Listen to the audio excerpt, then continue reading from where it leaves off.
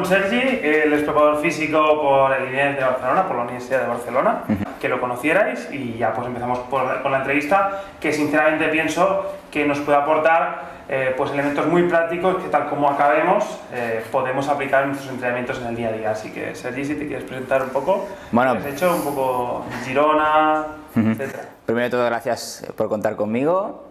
Como ha dicho Carlos, yo he estado siempre en el relacionado al mundo del deporte, concretamente en el área de rendimiento del Girona Fútbol Club en los últimos años, y ahora pues embarcado en este proyecto ilusionante y con muchas ganas. Para cambiar cosas. Exacto. A ver, para que ya te conozcamos un poquito más, es una pregunta que solemos hacer a los entrevistados, y es, cuando tratas por primera vez con un jugador o una jugadora, ¿qué es en lo primero que te fijas al recibir a esa persona? Vale, lo primero que me fijo al recibir una persona, no le vamos a poner género, ¿vale?, es en su aspecto físico.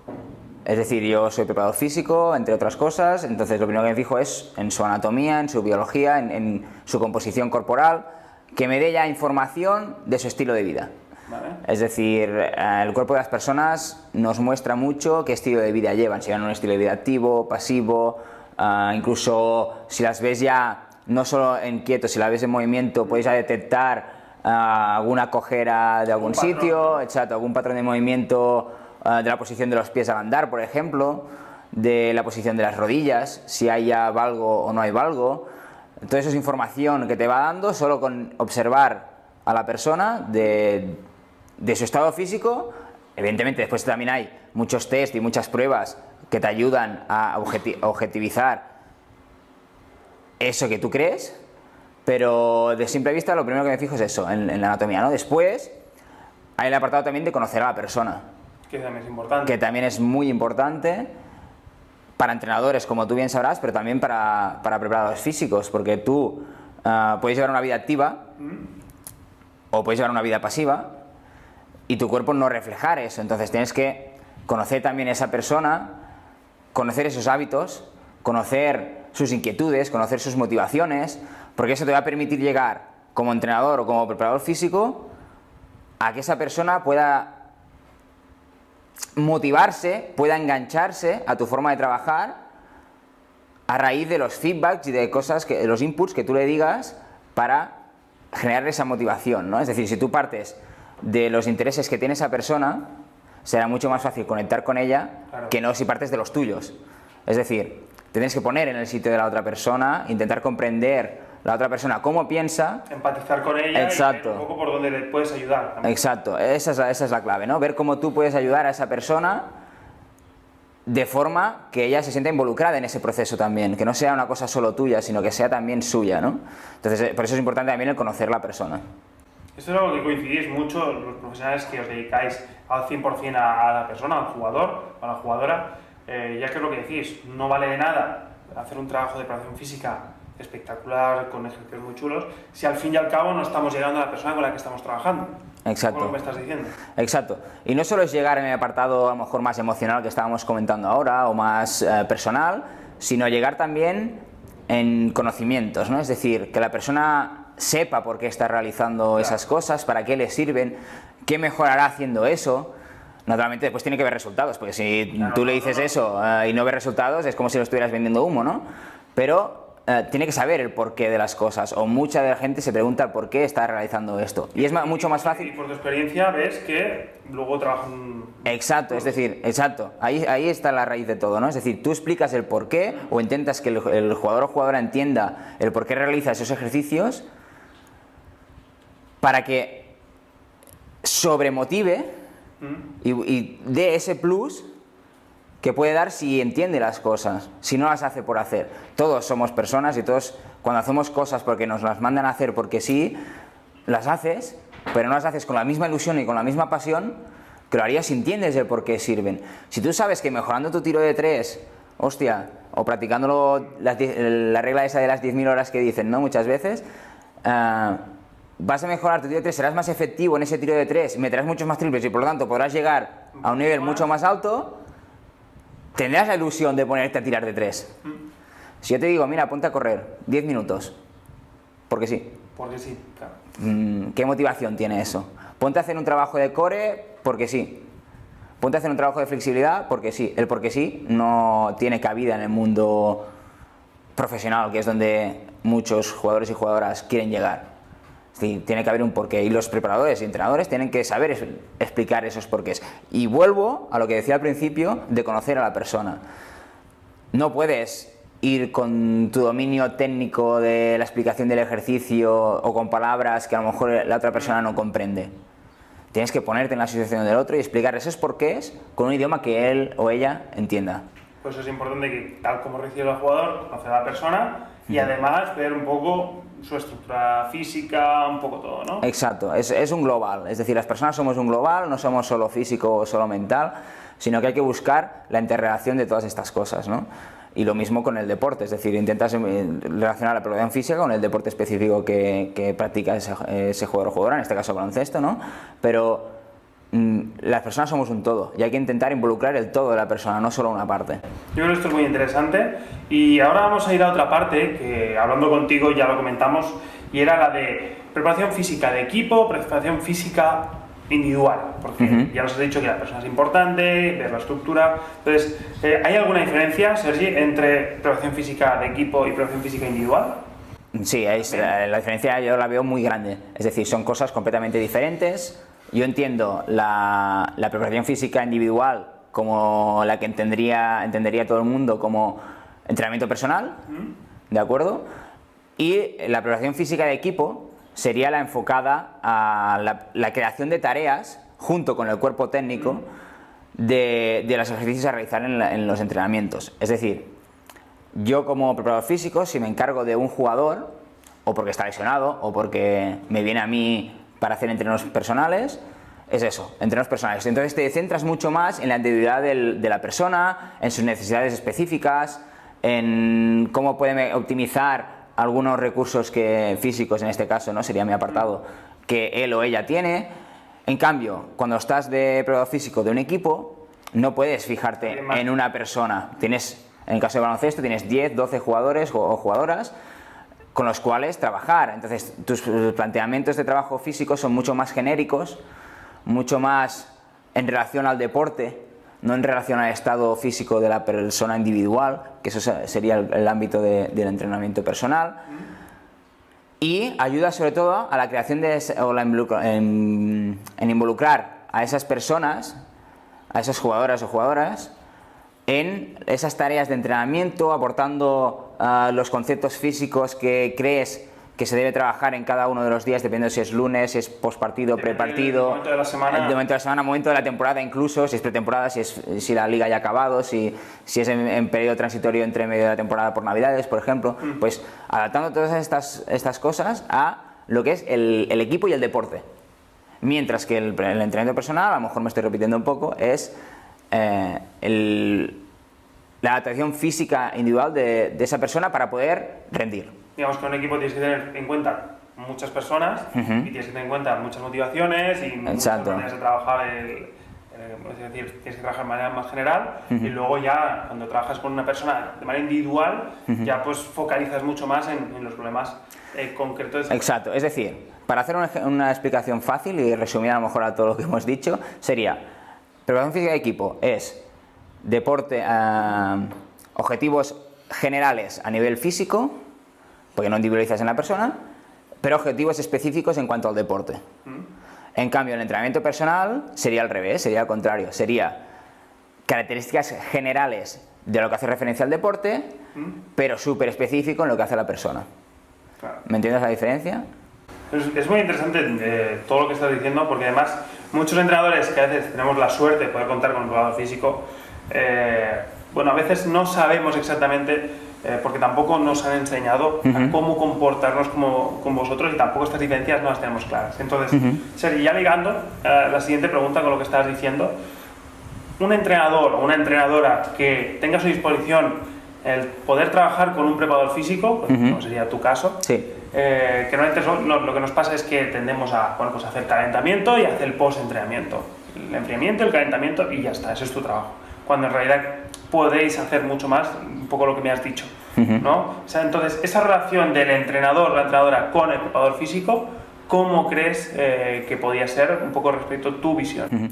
Lo primero es, como estamos haciendo ahora, sentarse uno al lado del otro y comentar un poco estos aspectos, ¿no? Y hablar, exacto. Hablar es primordial. ¿No? La comunicación es básica porque sin comunicación entre el staff, ¿cómo va a haber después ese buen feeling de caras al equipo también, ¿no? Entonces, sentarse y hablar, lo primero. ¿Cómo quieres trabajar tú? ¿Cómo veo yo? Por ejemplo, tú cómo ves el baloncesto, yo cómo lo veo, tú cómo quieres trabajar, a mí cómo me gustaría trabajar, ligar esos puntos de concordia, vale, pues lo que decías ahora, ¿no? Muchas veces se tiende a pensar que el preparador físico es el que hace calentamientos, el que hace las recuperaciones, el que hace las vueltas a la calma, digamos, y ya está, y esa es su función. No, hoy en día los preparadores físicos incluso se sacan niveles de entrenador, de los cursos de entrenador de los deportes, yo mismo tengo el entrenador nacional de fútbol, y tienen motivaciones para el juego. Entonces te pueden ayudar en muchas cosas del juego. Y como te comentaba antes, la preparación física no se entiende solo como algo aislado del deporte, sino que forma parte de las tareas de entrenamiento que realizan los entrenadores. Entonces, tú tienes que tener como preparador físico la capacidad de hablar con el entrenador y el entrenador la capacidad de hablar y comunicarse con el preparador físico para generar esas tareas, no solo que contenten el apartado técnico-táctico que quiere desarrollar el entrenador, sino que también tengan en cuenta esas variables físicas que intervienen en toda tarea que realizas. Por mucho que hagas tiro en estático, el brazo va realizando un número de repeticiones, pues ¿cuántas repeticiones tiene que hacer? Para no pasar exacto, para no generar para no sobrecargar los hombros, sobrecargar el codo. Para muchas cosas, ¿no? Entonces, ¿y qué puede hacer en las transiciones? Mientras uno tira y el otro está esperando, el que está esperando, ¿qué puede hacer? Porque no va a estar quieto. Exacto, no hace falta que estés quieto, puede hacer cosas, puede estar botando, puede estar haciendo trabajos compensatorios, puede estar haciendo 1000 cosas. Entonces, pues todo esto, la comunicación es tanto a PF y entrenador o cuerpo técnico, digamos, porque no solo hay PF y entrenador, hay ayudantes, hay etcétera, si tienes la suerte de ir subiendo. Exacto. Todas las personas que lo conformen es importante que estén ahí. No solo por eso, sino porque también el entrenador puede delegar algunas funciones dentro de la tarea a sus ayudantes o a su preparador físico. De, hostia, tú contrólame el pivot si se hace este movimiento, tú contrólame el 2 si hace esto. Y a lo mejor así el entrenador puede no fijarse tanto en una de los momentos del juego y puede estar más pendiente él de unas cosas que quiere corregir del 1, por ejemplo, y focalizarse mucho más en el 1, mientras pues el ayudante se fija en el 4, el preparador físico se fija en el 3, y así el reparte de funciones le da más calidad al entrenamiento, porque tú darás feedbacks a lo que tú te estás fijando, yo daré feedbacks a lo que tú me has pedido que me fije. Entonces, esa es la clave, ¿no? La comunicación y involucrar a la persona que tienes al lado, ¿no? Porque muchas veces los PF nos sentimos eso, ¿no? Sentimos un poco separados de, mira, tú hazme esto, que yo ya haré lo otro. Y estamos allí para ayudar, no solo a los jugadores, sino para ayudar al entrenador, somos parte de su staff. Entonces, que nos usen, ¿no? La idea es esa, que nos usen en todo momento. Y para eso que no tengan miedo a comunicarse con vosotros, a hablar. Exacto. Lo que estamos haciendo nosotros ahora mismo, pues antes de la temporada, ¿no? Pues, claro, mucho mejor hacerlo antes, que, o sea, a la que sepas tú que tienes el preparador físico, a que le sepas tu staff, ponte ya a hablar con ellos y a quedar con ellos y hacerlo lo antes posible, porque cuanto más tiempo podáis ir hablando, más cosas podéis ir ligando, más puntos en común podéis ir viendo, más diferencias podéis ir viendo también que a lo mejor hay que pulir entre los dos. Entonces, como más interacción haya entre ellos antes de empezar el día 1 con los jugadores o jugadoras, muchísimo mejor. Y ya también hablando del tema de esta relación entre vosotros, como preparadores físicos, y los entrenadores y entrenadoras, también veo aquí esa primera experiencia de un entrenador, chicos como chicas. Un entrenador que, bueno, por primera vez, pues con toda la visión del mundo, pues en categoría de formación o incluso en senior, tiene esa primera experiencia con un preparador físico. Entonces, para que, bueno, algunos entrenadores jóvenes que nos estén viendo, vale, ese primer contacto con el que va a ser el preparador físico del equipo que yo entrenaré, ¿cómo debería ser? Es decir, ¿qué es lo que os debería decir o dónde os encontráis vosotros como preparadores físicos más más cómodos en esa primera conversación o en ese primer trato con el entrenador? Lo primero que hay que tener en cuenta es que, como decíamos antes, todos somos personas. Entonces, primero ir sin miedo a hablar con una persona. Es decir, no hace falta ir con los pies de plomo de ahí a ver si voy a decir algo que no le va a gustar. No, tienes que ser natural porque vais a trabajar juntos. Entonces, uno, ser natural. ¿Estás tranquilo? Dos, exacto, estar tranquilo, hablar tranquilamente, intentar entender la otra persona. Es decir, la otra persona tampoco lo tiene fácil. Está claro que el entrenador tiene más poder que el preparador físico. Seguramente el entrenador podrá escoger su preparador físico. A lo mejor estás teniendo entrevistas con 2, 3, si tienes suerte. A lo mejor te lo pone el club. Y si te lo pone el club, pues igualmente tendrás que entablar conversación con él. O aunque sea un amigo, igualmente. O aunque sea un amigo, exacto. Es decir, tú a lo mejor será tu amigo, pero tú a lo mejor no has trabajado nunca con él. Claro. Entonces, hay diferencia.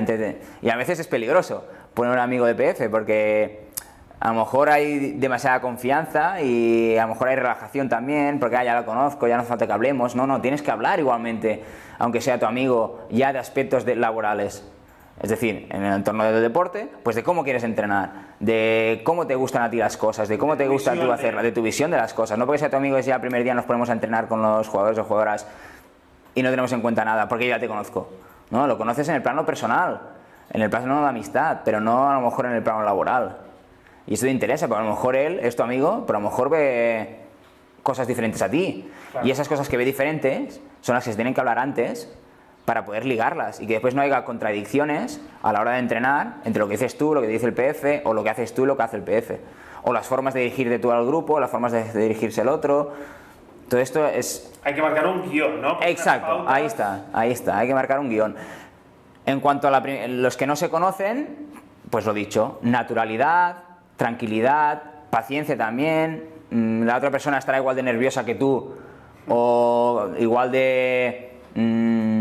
expectante. De expectante, exacto. Respecto a lo que tú le vas a ofrecer o lo que tú le vas a poder decir. Los PFs normalmente tendemos a ir a esas reuniones con ganas de escuchar más que de hablar, sobre todo la primera.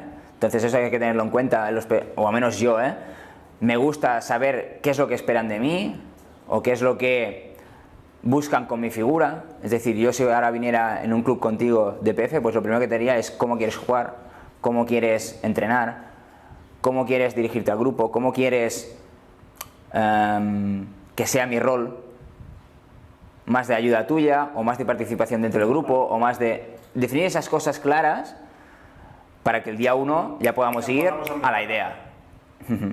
Y bueno, ya siguiendo también todo lo que nos has dicho, de bueno, esta comunicación, todo esto, y claro, también me gustaría conocer tu opinión, Sergi, sobre la preparación física en el baloncesto, porque ahora hemos puesto la situación de que podemos tener acceso a un preparador físico, y si es así, pues perfecto. Pero si no podemos, ¿cuál es tu visión o tu opinión de la preparación física del baloncesto? ¿Cuál sería tu manera de trabajar en preparación física en básquet? Aquí hay que basarse en que la preparación física en todos los deportes ha evolucionado muchísimo.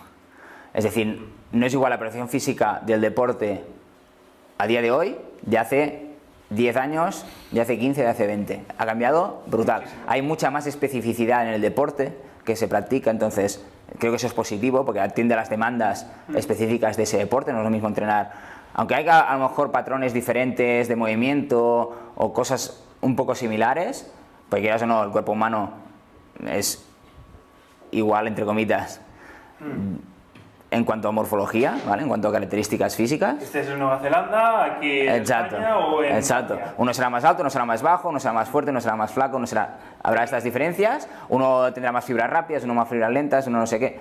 Eso naturalmente forma parte de la individualidad de la persona, pero habrá patrones de carrera, de frenada, de acelerada, de cambios de dirección, que a lo mejor sean comunes en fútbol y en baloncesto, que son deportes colectivos donde se producen mucho estas situaciones de arranco, freno, giro. A lo mejor serán diferentes que en el tenis, evidentemente, o que en el atletismo, que corren recto. Pero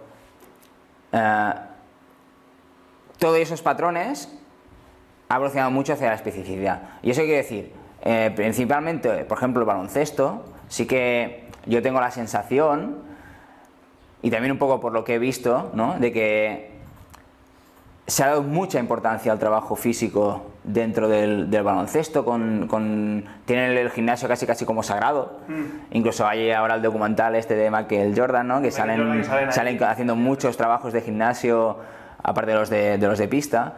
Incluso están acostumbrados los equipos de élite a hacer, pues, a lo mejor el entreno por la mañana y el gimnasio por la tarde, o al revés. Y normalmente están acostumbrados a estas dobles sesiones y no ven el gimnasio como un trabajo extra, sino que es como un trabajo primordial de salud del jugador, ¿no? Para estar en forma, para sentirse fuerte, porque muchas veces no solo es el estar fuerte, es el sentirse fuerte, sentirse preparado, dar esa seguridad al jugador o jugadora de estoy a tope, ¿sabes? De enchufar mentalmente al deportista. Entonces, creo que ha evolucionado mucho en este aspecto y que el baloncesto ha sido uno de los pioneros en este aspecto, más que a lo mejor en el fútbol, aun teniendo más recursos en el fútbol, de dar importancia a este componente, ¿no?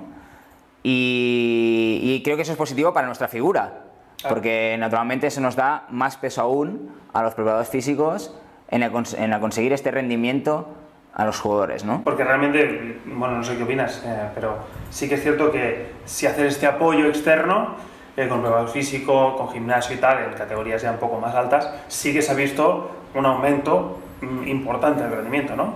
Claro, es decir, si se hace es porque se ha demostrado que se consiguen muchas más mejoras, muchas más adaptaciones, mucho menos lesiones.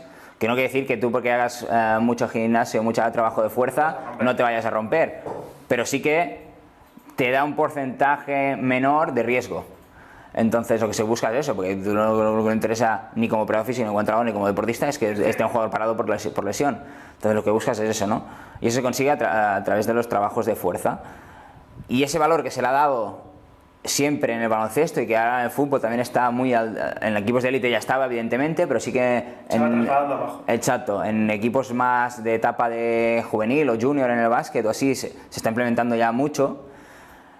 Creo que es básico, y es algo positivo que se esté yendo hacia este sentido, porque está demostrado científicamente que da sus frutos, si no, no se haría. No, está claro.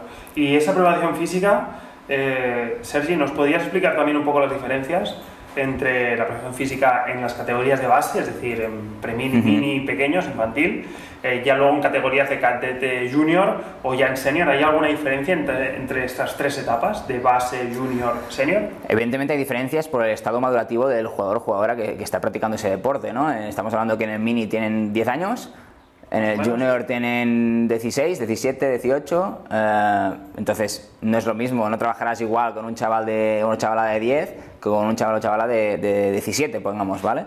Entonces, esos procesos hay que tenerlos en cuenta, esos procesos madurativos. ¿Qué puedes hacer? ¿Tú puedes hacer trabajo de fuerza con un mini? Claro, es que solo que hagas un pilla-pilla, estás trabajando fuerza. Estás trabajando aceleraciones, desaceleraciones, cambios de dirección.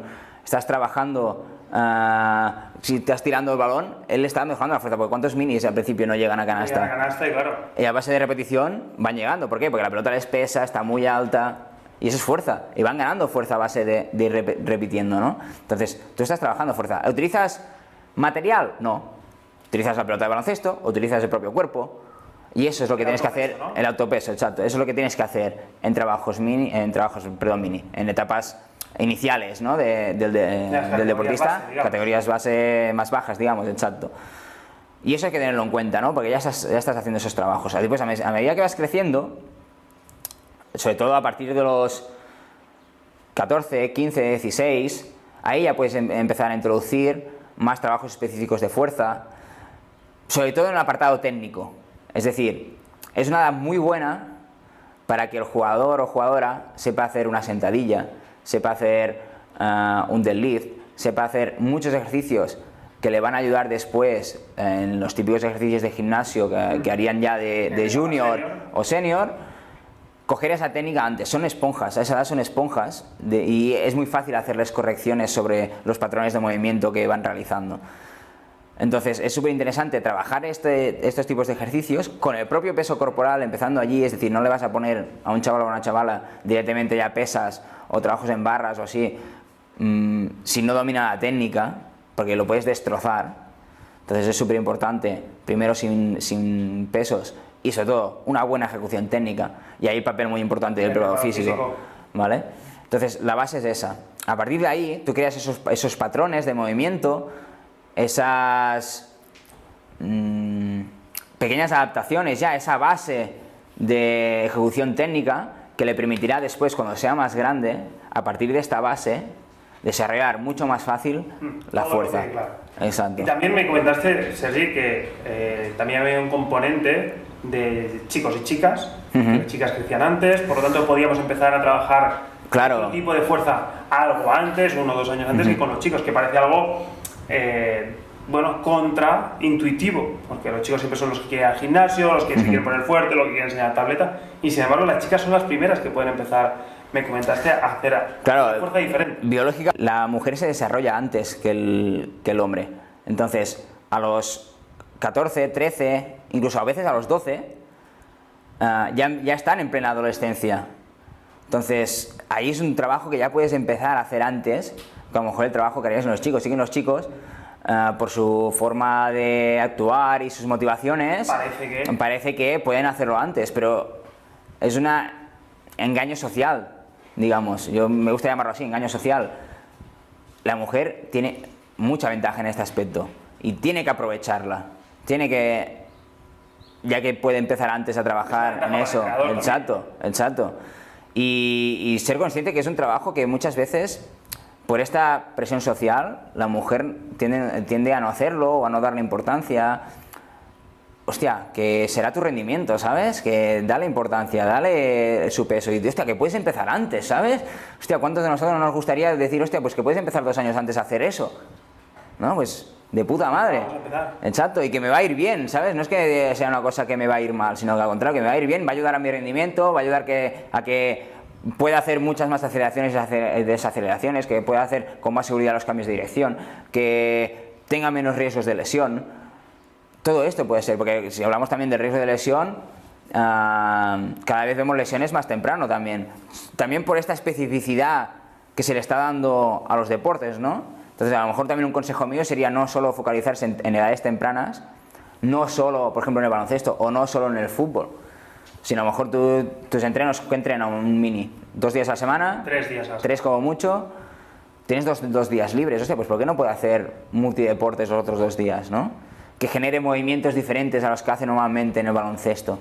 Yo creo que eso es muy rico en esas edades para ayudar a que lleguen más tarde esas lesiones, porque lesiones van a llegar a todo el mundo. Todo el mundo se va a lesionar algún día de algo. No conozco ningún deportista que no se haya lesionado nunca, y seguro que tú tampoco. No, muy pocos, o ninguno. Habrá algunos que tienen pequeñas lesiones, que son lesiones a lo mejor de un pequeño esguince o una pequeña rotura, o sí, se harán pequeñas cosas, que a lo mejor ha estado parado una semana o no se ha perdido mucho.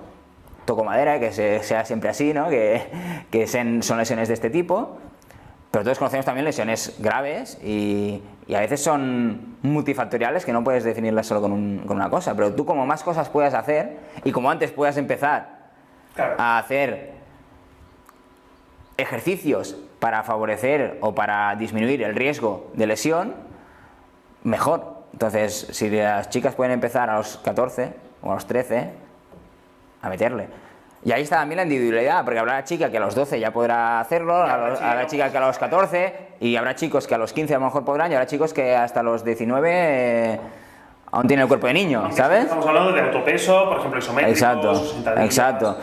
Con autopeso puedes hacer infinidad de ejercicios. Es decir, aquí no los voy a comentar hoy, pero puedes hacer muchísimos ejercicios con autopeso. Ejercicios de los que hablas más adelante en los siguientes packs, en el apartado de conceptos y hábitos, Sergi va a estar explicando todos estos conceptos de cada uno de estos ejercicios, con autopesos, con gomas, y yo creo que va a ser muy interesante todo lo que va a hablar ya en pista, ¿de acuerdo? Entonces, yo creo que esto que nos has comentado es muy, muy interesante, ya que a veces cometemos el error, a veces como entrenadores, entrenadoras, de decir, no, es que el chico está más fuerte, es que el chico ya puede empezar. No, el chico tarda más en desarrollarse a nivel muscular que la chica. Entonces, ostras, tenemos esa ventaja en el femenino para sacar ese rendimiento extra y también a la hora de prevenir lesiones y dar la seguridad a la jugadora de atreverse a hacer más cosas también.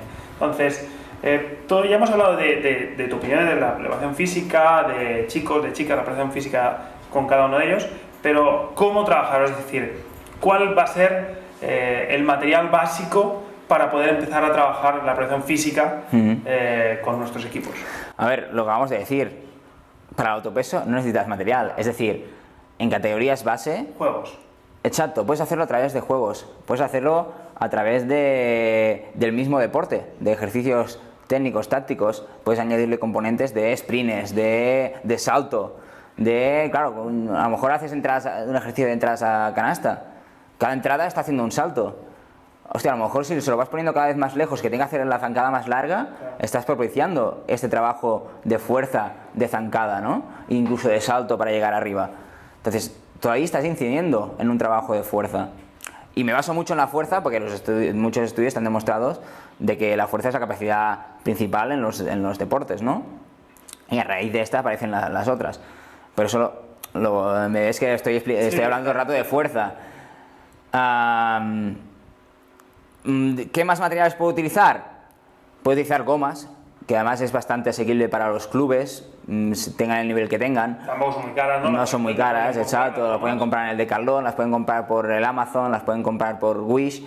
Hay gomas de dos tipos, hay las gomas más para hacer el Monster Walk o así, que son más anchas y más pequeñas, digamos. Y después hay las gomas ya más largas, que son ya puedes utilizarlas para trabajar salidas, cambios de dirección, etcétera, que también son muy aconsejables. Es decir, yo si yo pudiera escogería de los dos tipos, porque te permiten hacer trabajos diferentes, y tampoco hace falta comprar 30.000 gomas. Es decir, los equipos son de 10, 12, me entrenan a lo mejor 4 equipos a la vez. Si para mí tienes suerte que tener 2 pistas, si tienes solo una a lo mejor entrenan 2 equipos, o si tienen 3 entrenan 6 o 1. No es falta que tengan gomas cada equipo, pues, las gomas son del club, entonces puede ser que tú compres un pack de 12 gomas y con esto ya el club funciona y puedes hacer trabajos súper buenos, ¿no? Después, si quitamos las gomas, el siguiente material que recomendaría sería balones medicinales, kettlebells, para trabajo de fuerza funcional. Incluso metería aquí también lo que es los Bosus, que hay de 2 tipos también. Hay el Bosus de unipodales, que digo yo, que son las media pelotas estas más que solo te cabe un pie encima, que son más movibles. Un disco. Sí, que parecen un disco, exacto. Y después hay los Bosus, que es como media fútbol, ¿vale? Puedes hacer trabajos diferentes con los dos. En los primeros que comentaba, que son más pequeñitos, es un trabajo más en estático, tú trabajando encima del Bosu. En cambio el otro, lo que puedes hacer es trabajos de caída, de arrancada desde un plano inestable. Puedes trabajar con la parte plana arriba si trabajas en estático, porque quieras o no, el pie del deportista siempre se apoya en algo plano, no en algo redondo. Entonces puedes trabajarlo desde aquí, o puedes trabajarlo al revés para hacer esas caídas, para que el tobillo, lo que es la articulación del tobillo, se vaya acostumbrando, vaya evolucionando su propiocepción, para generar que esos tendones sean más fuertes, esos músculos que ayudan a estabilizar el tobillo sean más fuertes y puedan estabilizar esa zona, que es una de las comunes en el baloncesto de lesión, ¿no? Entonces te permite hacer este juego. Yo creo que también es interesante poder tener lo mismo, con esto, con 1 o 2 pasas, no hace falta tener uno para cada equipo, porque lo puedes usar en un formato circuito, los puedes poner dentro de un ejercicio de pase y tiro, pues lo puedes poner que después del tiro tenga que ir a hacer un apoyo de una pierna allí. Entonces eso ya lo haremos más adelante, Sí, lo haremos. Pero son todas estas cosas que pueden seguir añadiendo en los entrenamientos y que no hace falta tener mucho material de estas características, ¿no? Con 2, yo creo que con 2 es un buen número, porque tampoco lo usarás en cada entreno y lo usarás cada día, entonces puede ir rotando por los equipos, exacto. Eso sería un poco. Después también en este grupo, en este segundo pack, añadiría también los rollers. El foam roller, digamos, que es para quien no sepa, es como un tubo redondo que tiene diferentes texturas, ¿no? Más duras, más blandas. Sí, como una especie de pinchos, ¿no? Exacto. Esto también se puede encontrar en el Decathlon, también se puede encontrar por Amazon, por internet. Muchas cosas salen mucho más barato por internet, entonces se pueden pillar por allí. Y hay diferentes también longitudes, eso más o menos va... pues te puedes mirar el precio, el que te salga mejor, ¿vale? ¿Esto para qué sirve? Es para liberación miofascial, significa que lo que te ayuda es a relajar zonas de la musculatura, para que lo entienda todo el mundo, ¿vale? lo que decíamos antes del vocabulario, ¿no? No hace falta tampoco decir cosas que a lo mejor no se entienda, vamos a hacerlo fácil. Es para relajar un poco la musculatura, entonces te sirve tanto para ejercicios post-entreno de alguien que nota un poco de sobrecarga y lo usa, que ya explicaremos en otro apartado cómo se usa, o en ejercicios de antes del entreno también te sirve para activar, ¿no? A lo mejor tú vienes un poco con un poco de contractura en la espalda, con un poco así, y te ayuda antes del entreno a liberar esa zona para que tú no te notes tanto la molestia mientras entrenas, ¿no? Entonces es un material que creo que es oportuno tener y que tampoco es caro. Estamos hablando de material, los Bosus a lo mejor sí que son estos de Media Fitball, sí que son más caros, pero los Bosus estos de un pie, de disco y tal, de disco, las kettlebells a lo mejor un poco más caras, igual que las pelotas medicinales, pero bueno, los rollers y las gomas son elementos baratos que cualquier club, si tiene ganas y quiere apostar por ello, puede permitírselo.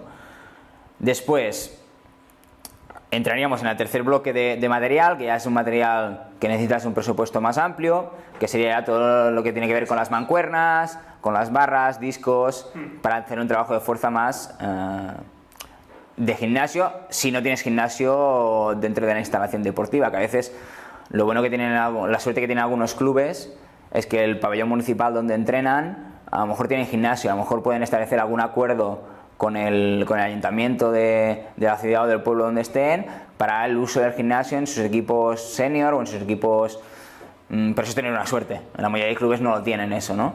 Entonces se tiene que generar su propio material, eso es más caro evidentemente, pero ya si estás en un ámbito más de rendimiento es indispensable también. Sí, sí. Entonces digamos, Sergi, lo que nos comentas un poco es de inicio empezar por fases de juegos, con autopesos, luego ya empezamos a trabajar pues más pues, de sentadillas, isométricos, podemos introducir ya gomas. Sí, incluso excéntricos también puedes introducir y trabajos concéntricos de sentadilla o sí, pero con el propio peso sería. Después, como decías ahora, las gomas. Vas incluyendo gomas, incluyendo ya Bosu, vas incluyendo ya algo más, ¿no? Esa sería un poquito la evolución. Y que además, como comentábamos antes, te genera que tú puedas aportar al jugador ya desde edades muy tempranas la técnica de realización de esos ejercicios, ¿no? Que es muy importante. Que has comentado antes, es decir, las gomas en chavales de 10 años a lo mejor no, pero a lo mejor en chavales o en chavalas de 13, 14 puedes usarlo. Trabajo de gomas, no es malo. Trabajo en Bosu, incluso con los niños de 10, que les hace una ilusión tremenda hacer saltos ahí encima. No, está claro. Y hostia, estás reeducando esas piernas que no veas, y tienen 10 años, que son esponjas.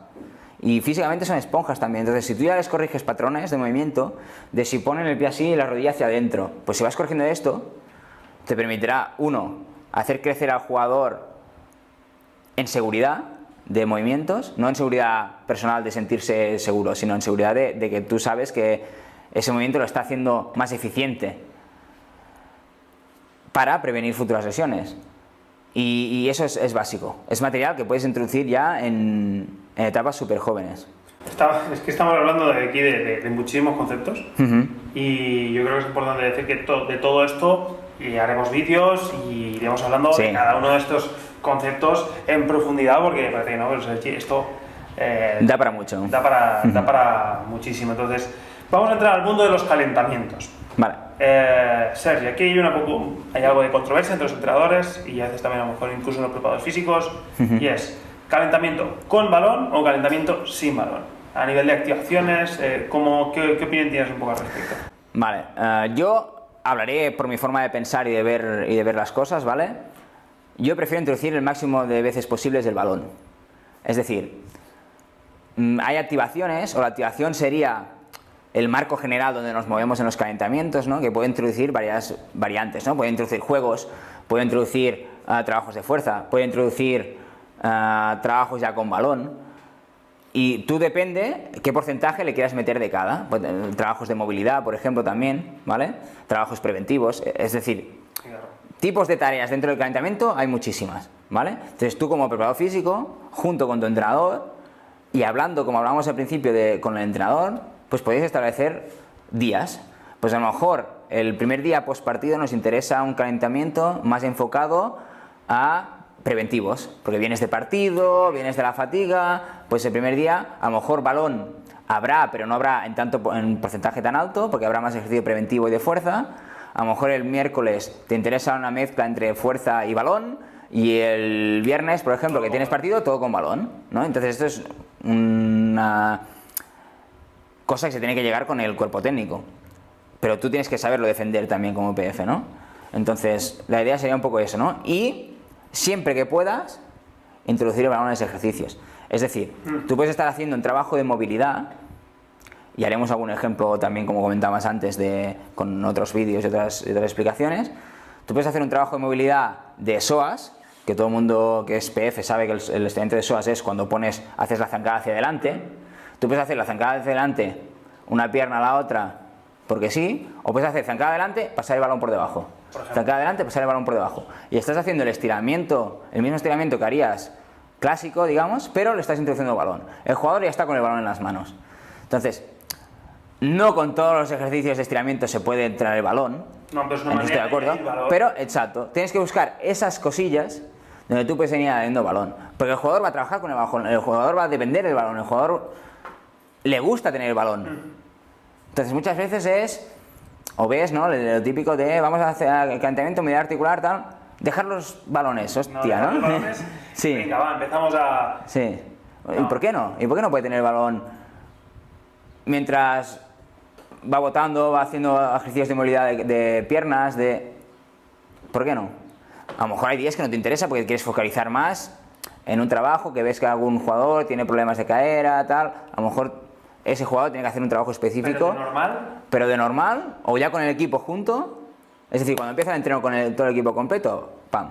¿Que alguien necesita algo específico? Antes.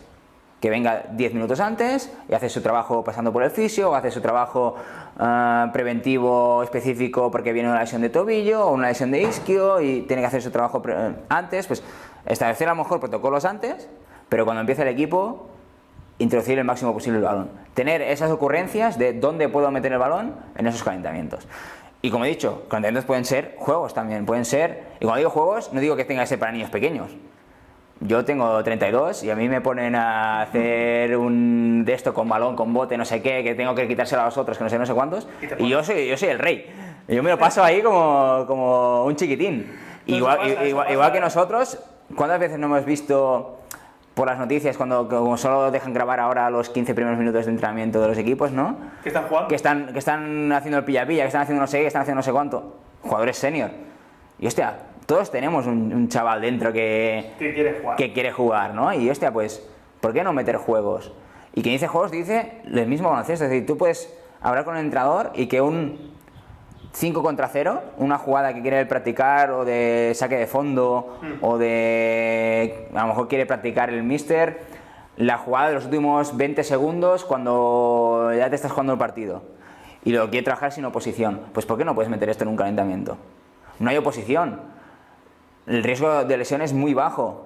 A lo mejor empezarás que los 2 primeros minutos no buscarás acciones súper explosivas y hablarás con el entrenador y los 2 primeros minutos no los apretes porque empezamos tal, pero hostia, a la tercera, cuarta, quinta repetición ya puedes ir subiendo la intensidad y puede terminar siendo un ejercicio, un 5 contra 0, un 4 contra 0, un 2 contra 0, un 1 contra 0, muy cañero al final, pero que te sirva ya de calentamiento. No hace falta poner este ejercicio dentro de la parte principal, lo puedes poner ya dentro del calentamiento. Entonces ya es tiempo que ganas y el tiempo es oro, porque el entreno dura una hora, hora y media como mucho, no tendrás más, y más en los clubes que viene un equipo después de otro, es que no te puedes alargar ni empezar antes ni nada. Entonces tienes que optimizar tu tiempo de entrenamiento y la forma de optimizar tu tiempo de entrenamiento es esa. Por eso la comunicación que hablábamos al principio con el entrenador es tan importante, porque si tú vas a entreno como PF y vale, yo monto este calentamiento y no sabes lo que vendrá después, y después hay un 5 contra 0, dices, hostia, esto lo podríamos haber metido en el calentamiento y te ganas esos 10 minutos de meter otra tarea o meterle más oposición a esta tarea, ¿sabes? Y eso es importante de establecer y de ver, ¿no? Que el calentamiento no es algo aparte del entrenamiento, sino que forma parte del entrenamiento. Y si le puedes meter balón, y si le puedes meter ya conceptos tácticos, y si le puedes meter ya conceptos técnicos, estás optimizando ese tiempo, estás haciendo que sirva para más ese tiempo que estás destinando al calentamiento, ¿no? Entonces es súper importante eso. Que a veces se ve el calentamiento de la vuelta a la cama como que el jugador esté más libre, que el jugador no sé qué. Hostia, ¿y por qué? Vamos a apretarles ya desde el principio y vamos ya a exigir y a ir a la idea de, hostia, queremos esto y queremos conseguir esto. Y a lo mejor me pasa con el golpe, pero soy un poco así nervioso, digamos. Y vamos a la idea, hay que ir a la idea. Tienes una hora, hora y media, hay que ir a la idea, hay que aprovecharla. No hay excusa, es que tengo la hora, pues bueno, introduce balón en el calentamiento, ya estás trabajando bote, ya puedes empezar a exigir y a empezar a corregir cosillas, ¿no? Exacto, exacto. Es decir, no porque el calentamiento sea calentamiento no puedo corregir algo. Claro. ¿Por qué no? Corrige.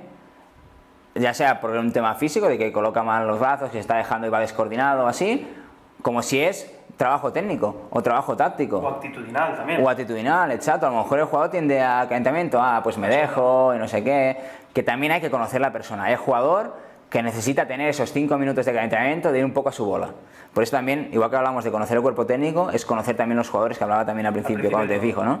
De todo, las personas somos diferentes y hay gente que necesita, para conectarse al entreno, necesita un momento de evasión, incluso un poquito de jijaja, y tienes tú que saber jugar con eso, que no se vuelva eso en tu contra, es decir, que después se pase todo el entreno jijaja, pero tienes que saber jugar con ello, ¿no? Que eso te lo da la experiencia, evidentemente. Una persona que va a empezar se equivocará muchas veces, pero a base de equivocarse vas aprendiendo. Y el jugador también, a base de equivocarse, por eso necesita que tú le corrijas.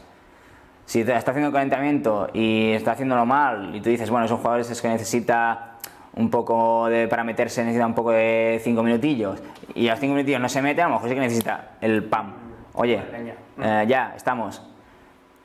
Y después se va a meter y se va a corregir. Pero no perdamos el tiempo, sobre todo la idea es esa, ¿no? No perdamos el tiempo en el calentamiento, vamos a la idea.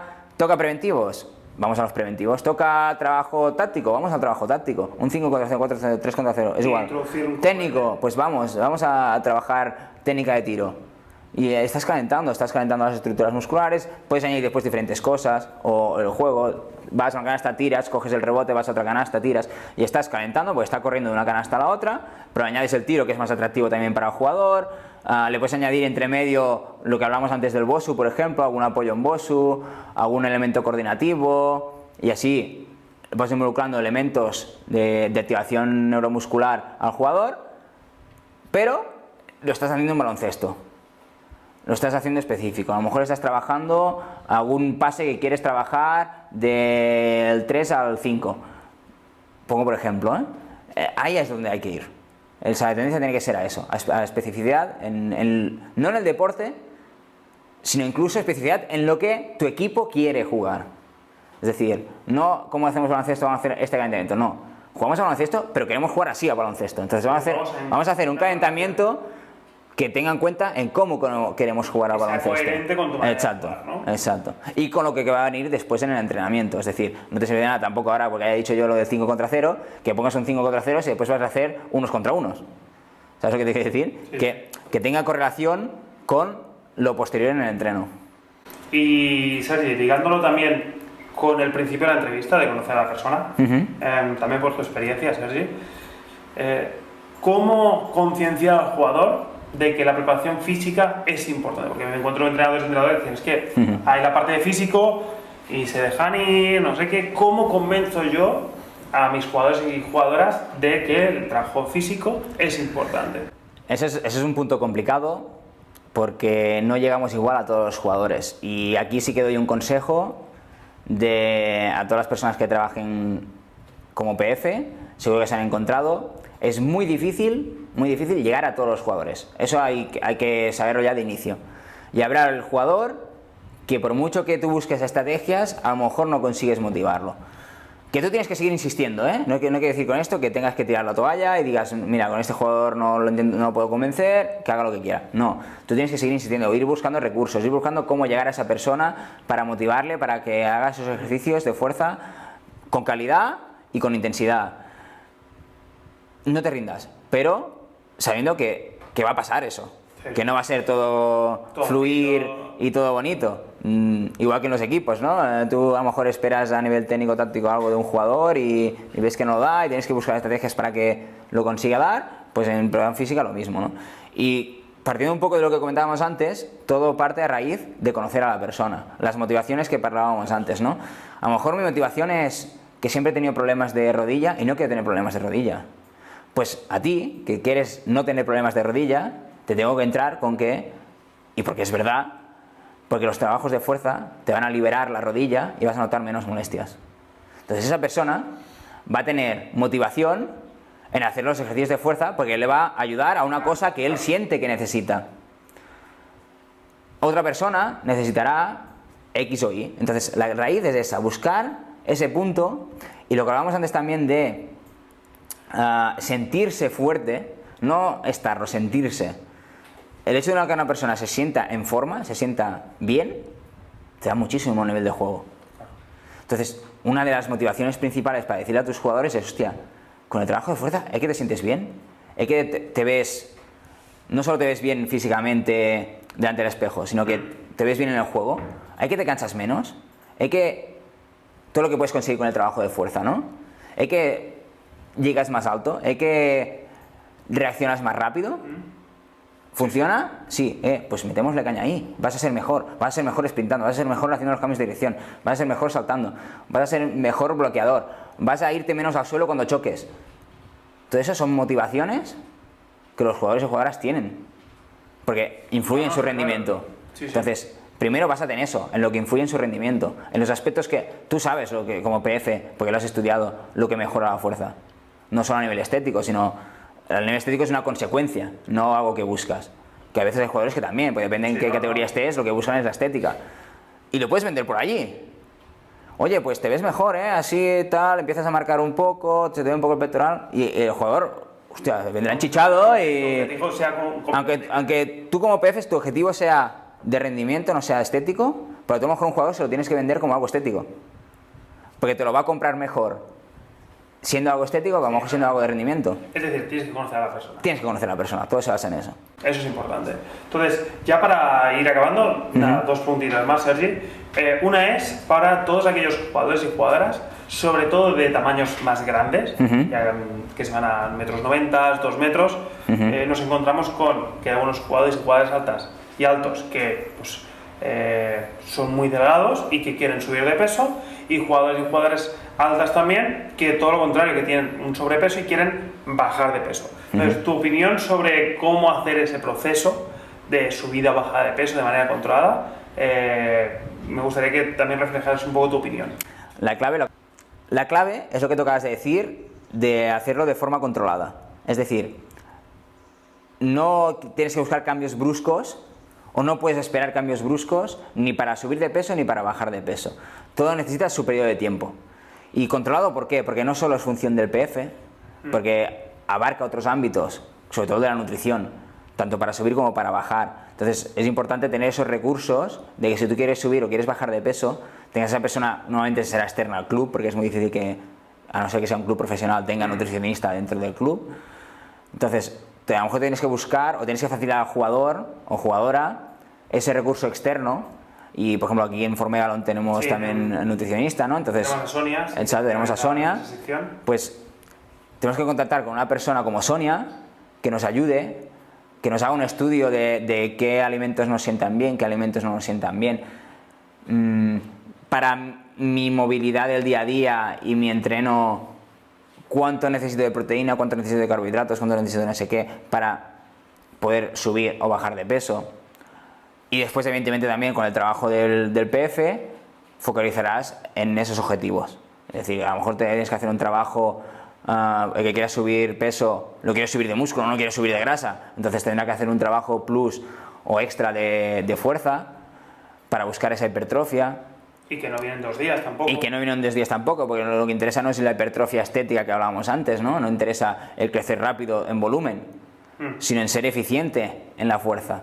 Es decir, tú a lo mejor de volumen no creces nada, pero pasas de levantar 15 kilos a levantar 25. Eso es lo que se busca en rendimiento. Y eso hay que hacerlo entender al jugador o jugadora, que es lo que se va a buscar. Que a la larga producirá un aumento de volumen, pero es mucho más a la larga que no un trabajo de hipertrofia típico de gimnasio, de ecoturismo o de otras modalidades deportivas, donde sí que buscan que el músculo crezca. Y si puede ser rápido, mejor, ¿no? Entonces, son deportes diferentes, necesidades diferentes, tú lo que interesa es estar fuerte, pero no perder velocidad. Claro.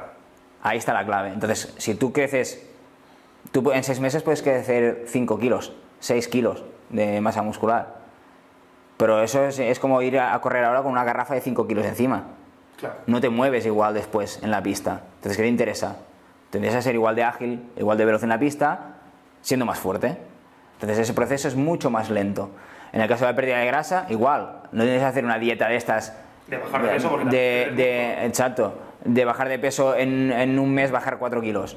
Porque bajas 1 kilo por semana. No interesa eso. Es un proceso de hábitos que hablábamos al principio también, de moverte más, de llevar una vida más activa, de cuidar la alimentación. Y en el rendimiento máximo la alimentación es básica. Es decir, si no, mira, todos los clubes de élite, en todos los equipos tienen nutricionista. Aparte de fisioterapeutas, no tienen un PF, tienen 5. Pero la figura de nutricionista está. Y está por algo. Y a veces también hay que introducir la figura del psicólogo, ¿no? Porque muchas veces, no digo que pase siempre, pero pueden aparecer casos de anorexia, pueden aparecer casos de... Porque como quiero bajar de peso, sea como sea... Exacto, ¿no? Entonces, claro. Hay un componente también que hay que vigilar, hay que estar atento, más que sea muy presente, pero hay que estar atento porque se pueden dar casos de este tipo, ¿no? Obsesiones, que quiero subir mucho o si quiero bajar mucho. Exacto, que el punto de las obsesiones es malo y hay que tratarlo y hay que ser conscientes de que está, de que a lo mejor tenemos la suerte de que nos pasa en nuestro equipo una vez en la vida, pero a la vez que pase tenemos que estar atentos a detectarlo y a poder ayudar a esa persona a salir de ello, ¿no? Entonces, tenemos que ser conscientes de que eso existe. No es que pase el 90% de las veces, pasa en un porcentaje muy bajo, pero existe. Entonces hay que vigilar con ello. Y con ello hay que vigilar también con los feedbacks que damos. De no machacar mucho a jugador o jugadora, porque a lo mejor somos nosotros los que provocamos esas obsesiones, ¿sabes? Entonces hay que ir con cuidado en ese aspecto, acompañando al jugador o jugadora, motivándolo a que produzca ese cambio de estilo de vida, pero como tú decías al principio, muy controlado. La palabra tiene que ser controlado. Y también nosotros como entrenadores y entrenadoras, y vosotros como preparadores físicos también, hay que cuidar los comentarios. Por ejemplo, un jugador grande que tenga peso, que ya esté trabajando para perderlo, que esté en ese proceso, hay que acompañarlo de manera positiva también. Exacto. Y cada pequeño logro que tenga, o cada pequeño... Tú que detectes, hostia, pues mira, se le ve mejor. Hostia, está jugando mejor porque se le ve más rápido. No te lo calles, díselo. Oye, ¿cómo te ves? Oye, ¿no te notas más rápido? Porque yo te veo más ágil, te veo mejor. Y eso, juegas con la autoestima del jugador o jugadora. Y si tú le dices eso, el jugador se siente realizado y ve que lo que está haciendo, aunque en muchos casos para mucha gente es muy difícil, porque la genética de cada uno es un mundo, y hay gente que le es difícil el perder el peso o ganar masa muscular, cada pequeño paso que da hay que valorarlo como algo súper importante. Y a veces no le damos y yo soy el primero que a veces no le he dado la importancia que debería dársela. Pero hay que hacer ese refuerzo. Pero hay que hacer ese refuerzo positivo. Igual que si no va bien, que si va mal, tienes que darle refuerzo negativo de, oye, ¿cómo va la dieta? Tal, ¿te estás relajando? No sé qué, porque claro, aquí los datos estos de porcentaje de grasa han subido y tu objetivo es bajar, tal, ¿qué ha pasado? Pero no negativo en plan, zasca, te voy a morir. Que a veces hace falta también, ¿eh? Depende, conociendo a la persona como hablábamos antes, a lo mejor hay una persona que cuando le metes el zasca de la vida, reacciona. En cambio otra, si le metes el zasca de la vida, se hunde. Entonces hay que saber eso también. Por eso lo de conocer a las personas que estamos repitiendo tantas veces en esta charla, ¿no? Que es básico. Pero tienes que estar detrás del jugador si tú quieres que se produzcan esos cambios. Acompañándolo de forma positiva, haciendo correcciones, interesándose, oye, ¿cómo lo llevas? Solo, a lo mejor no dices nada ni positivo ni negativo. Solo que a lo mejor le vaya más que el PF en estos casos incluso, ¿eh? El entrenador, oye, ¿cómo llevas esto? Y que el jugador se pueda explicar, hostia, pues me está costando, esto no sé qué, a veces me cuesta no sé cuántos. Que el jugador te note cercano y te pueda explicar él cómo lo vive, porque quieras o no, si el jugador está preocupado por X y por Y, le puede influenciar en el juego también. Entonces claro, es una cosa que al entrenador también le interesa, que el jugador esté bien mentalmente y metido para poder competir bien. Pues a veces el gesto este del entrenador de acercarse y, ¿cómo estás? Que no sea siempre el PF, ¿no? Que normalmente es... Por temas así es el que siempre se relaciona con los jugadores, pero que en momentos puntuales sea el entrenador el que se acerque al jugador referente a estos aspectos, hace que el jugador se sienta mucho más, primero, comprometido con el grupo, pues dice, hostia, me tienen en cuenta, hostia, me cuidan, ¿sabes? Miran por mí, me preguntan cómo estoy. ¿Cuántas veces no preguntamos cómo estás de forma sincera a los demás? Demasiadas veces no lo hacemos. Y estamos trabajando con personas. Y si la persona se siente involucrada y querida en ese grupo, va a rendir mucho más. Es lo que hablábamos al principio. Se va a sentir mucho más comprometida, mucho más motivada. Claro. Todo eso ayuda también a subir y a bajar de peso. Ahora, cambiando un poco la visión, hay que hacerles ver también que es un proceso lento en muchos casos. Que un chaval de 19 años que quiere subir masa muscular porque está como un fideo, no lo va a hacer en 2 meses ni en 3, a lo mejor son en 2 años. Porque a lo mejor su constitución, su genética es de desarrollo tardío y muscularmente se desarrolla más tarde que los otros. Y entonces, como se crece más tarde que los otros, no de altura, porque de altura a lo mejor sí que crece, pero a nivel de capacidad muscular se desarrolla más tarde. Un ejemplo sería, por ejemplo, Pau Gasol. Por ejemplo. Que estaba muy delgado en el Barça y luego fue a la NBA y se ensanchó muchísimo de golpe. Sí, sí, exacto. Y ese es el proceso. Y porque allí, pues a lo mejor las formas de entrenar son diferentes, ¿no? Pero incluso lo vemos en muchos jugadores ahora, y a lo mejor no va mucho con la pregunta, pero viene un poco en relación con lo que has dicho tú ahora, fíjate que todos los que llegan a los 30 y empiezan a cuidarse muchísimo. La alimentación, mira Marc Gasol por ejemplo también ahora, ¿vale? La alimentación, la fuerza, los ves mucho más fuertes. ¿Por qué? Porque quieren alargar su carrera. Entonces, en vez de empezar a los 32 a cuidarte, porque no empiezas a los 20, claro, empiezas a generar esos hábitos. Y entonces no vas a poder jugar solo hasta los 35, a lo mejor vas a poder jugar a un buen nivel hasta los 40. Y tú te interesa como deportista alargar el máximo posible tu carrera, porque es donde vas a tener los ingresos. Si eres amateur como si eres... Exacto, y si eres amateur por temas de salud. Es decir, tú lo estás haciendo como hobby, de ir por las tardes a entrenar y de ir los fines a competir, pero hostia, ¿y si te rompes la rodilla en tu faena, qué te van a decir? Claro. Ahí, tú lo que buscas es, no buscarás rendimiento, buscarás salud, pero dentro de la salud también está el hecho de a lo mejor tengas que adelgazarte, que tengas que coger masa muscular, que tengas que hacer ejercicios preventivos. Estamos hablando de campos diferentes, el amateur con el profesional, que en muchos casos hay amateurs que se comportan como profesionales, porque se cuidan, alimentación, van a gimnasios, van a nutricionistas, van a fisios, aún no teniendo recursos en el club, y eso es de admirar, porque yo creo que la categoría profesional no te la da una P, sino que te la da unos hábitos, y dependen de cada uno. Y ahí está la raíz un poco de todo, ¿no? De estar en forma, de sentirse bien, la fuerza es una cualidad que mantiene el cuerpo joven. Entonces, si tú quieres que el cuerpo se mantenga joven el máximo tiempo posible, tienes que hacer trabajos de fuerza. Ahí está tu decisión, si quieres que sea así o no. Por eso, lo que entiendo ahora, los jugadores de 30, 32, 35 de la NBA o de donde sea, los ves ahora más fuertes, porque hacen trabajos de fuerza para alargar su carrera deportiva, porque es lo que les mantiene jóvenes. Y esa es un poco la base, ¿no? De la pregunta un poco que ibas. Paciencia, trabajo constante, trabajo a largo plazo y controlado. Muy interesante, de verdad. O sea, yo creo que estos son mensajes que a veces se exponen poco, porque en la televisión lo que vemos de primeras es, bueno, Sergi, todo es muy fácil, todo el mundo puede ser Pau Gasol o Marc Gasol, y no es así. No. Es un proceso que Marc Gasol empezó con un peso, ahora tiene otro completamente diferente, y son a lo mejor 16, 17 años de carrera profesional, con muchas personas detrás tuyo. Entonces, es algo que chicos y chicas que nos estén viendo tienen que tener en cuenta. Es un proceso. Es un proceso. Tener paciencia. Entonces, ya para acabar la entrevista, Sergi, y solamente ya para introducir un debate entre tú, Sergi, y el que también ha estado con nosotros, que es Xavi, que es fisioterapeuta. Vamos a hablar de flexibilidad y movilidad.